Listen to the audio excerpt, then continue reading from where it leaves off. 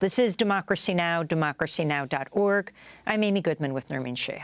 Today, on the first day of Black History Month, we take a look at how racism shapes healthcare in America. A new book by Dr. Uché Blackstock explores systemic inequity in healthcare throughout the history of the United States up to today, as well as her own family history. The book is titled Legacy: A Black Physician Reckons with Racism in Medicine. Dr. Uché Blackstock is an emergency medicine physician, CEO and founder of Advancing Health Equity, a company that works with healthcare organizations to fight racism and bias in services. She joins us today in New York. Dr. Blackstock, we spoke to you during the pandemic. We're speaking to you again today. The issue of health equity, or I should say inequity, is pervasive throughout the healthcare system in this country. If you can lay it out, but start off by talking about your family, your groundbreaking mother as a Black woman physician, you and your twin sister, the remarkable work that you've done, and why you're so motivated to take this issue on. Well, thank you so much for having me. I really wanted to write this book as a way to helping readers connect the dots about why in 2024 we have the worst racial health inequities, despite advances in innovation, research, and technology. So I used my own personal story, being a second-generation Black woman physician, which is something that unfortunately is still quite rare. My mother was the original Dr. Blackstock, graduated from Harvard Medical School in 1976, but was the first person in her family to go to college and then medical school, and then came back and returned to Brooklyn, New York, where she grew up, to care for her neighbors and family, and practicing what's now known as health equity, organizing community health fairs, connecting residents to the social services that they needed, and working with other Black physicians and Black women physicians to do this work in service to their community. And so I used my mother's story and my story to really emphasize that how deeply embedded systemic racism is in our country, in the past and in the present, and to explain why even myself as a Black woman with a college and medical degree from Harvard, I still am 5 times more likely to die of pregnancy-related complications than my white peers. So I wanted to use the history to explain why there are so few Black physicians today, and that's because of a report called the Flexner report that we can talk a little bit more about. But I also wanted to explain how there are deeply rooted myths about Black people in this country, essentially biological essentialism, saying that we are different from other people, even though we know race is a social construct. It really is racism through practices and policies that have harmed Black people in this country over the last centuries and have caused us to live shortened lives. Dr. Blackstock, you mentioned the Abraham Flexner report, and you said it's very important. Could you explain what it is and what impact it had on African Americans in medical schools in the early 20th century? So absolutely. I thought it was very important for people to understand one of the reasons why there are so few Black physicians in the United States. We're over 13% of the U.S. population, but we represent less than 6% of all physicians. And a lot of that has to do with this groundbreaking and actually very harmful report that came out in 1910 that was commissioned by the American Medical Association, which is the oldest and largest organization of physicians and has its own troubling history with bias and racism.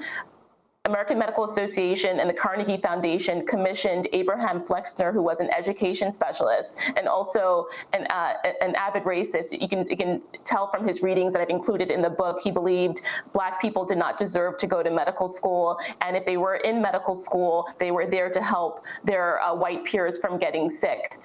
But anyway, he essentially assessed all 155 medical schools in the United States and Canada and held them up to the criteria of the gold standard, Johns Hopkins at the time. And schools that didn't meet that standard were recommended to be closed. And as we know, because of the legacy of racism and slavery, historically Black medical schools did not have the resources or the wealth or the endowments to live up to those standards. So this report in 1910 led to the closure of 5 out of 7 of the historically Black medical schools, which up to that point had trained about 1,500 students.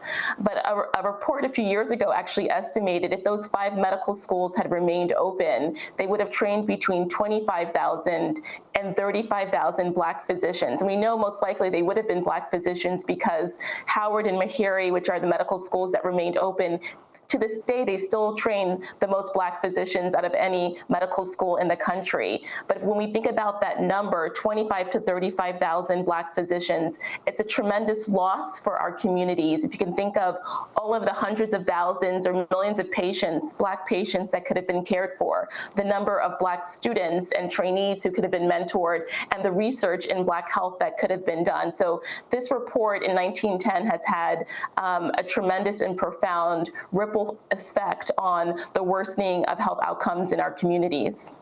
I wanted to ask you, Dr. Blackstock, about the horror of the remarkable 4 Black women sprinters in the Rio de Janeiro Olympics in 2016. Years later, 3 of the women faced life-threatening pregnancy complications. One of them, Tori Bowie, died as a result of those complications. 2 others after she died, Tiana Madison and Allison Felix, spoke out about their life-threatening situation.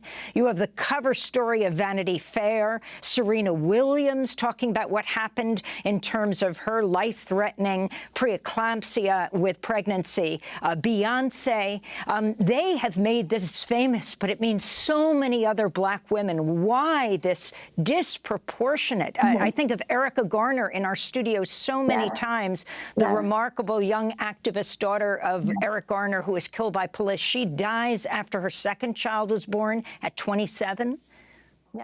Yes. And so, what is really, I think, very important for people to understand, and what I wanted to do with this book is to really emphasize that, there's nothing biologically wrong with Black people. There's nothing inherently wrong with us, but there is something very wrong with the social institutions, not just healthcare within our country, that are deeply embedded with bias and racism. So to the point where often when Black patients interface with the healthcare system and health professionals, often our concerns are dismissed, ignored, and minimized, even if we are like Serena Williams, one of the greatest athletes of all time. She talks about being ignored by her medical team even after she had a history of a blood clot, telling them she was having similar symptoms, and her symptoms progressed. She almost died. But also, I want to also point out that for Black people in this country, like socioeconomic status, educational level of attainment, profession is not fully protective for us like it is for white people, because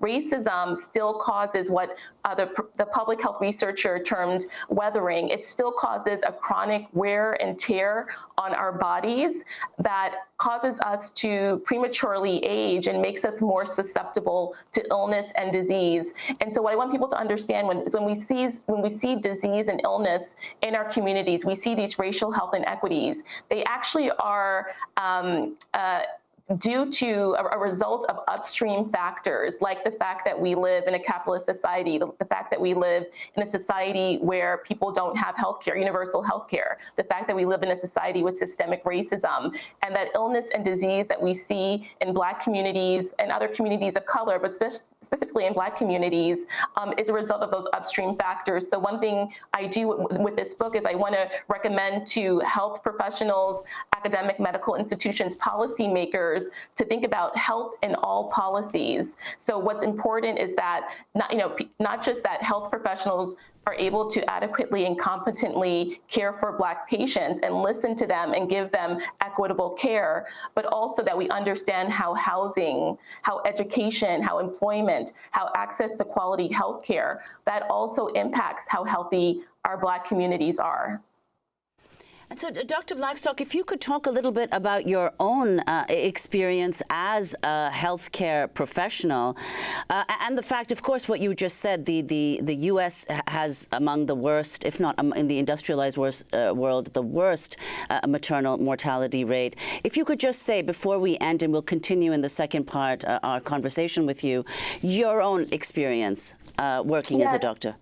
Yes, my own experience, part of this book is also writing about my experience as a physician and being in environments where I myself, as a Black person, as a Black woman, in academic medicine, I felt very silenced. I felt muzzled. I was often questioned by my white patients about, where did I go to medical school?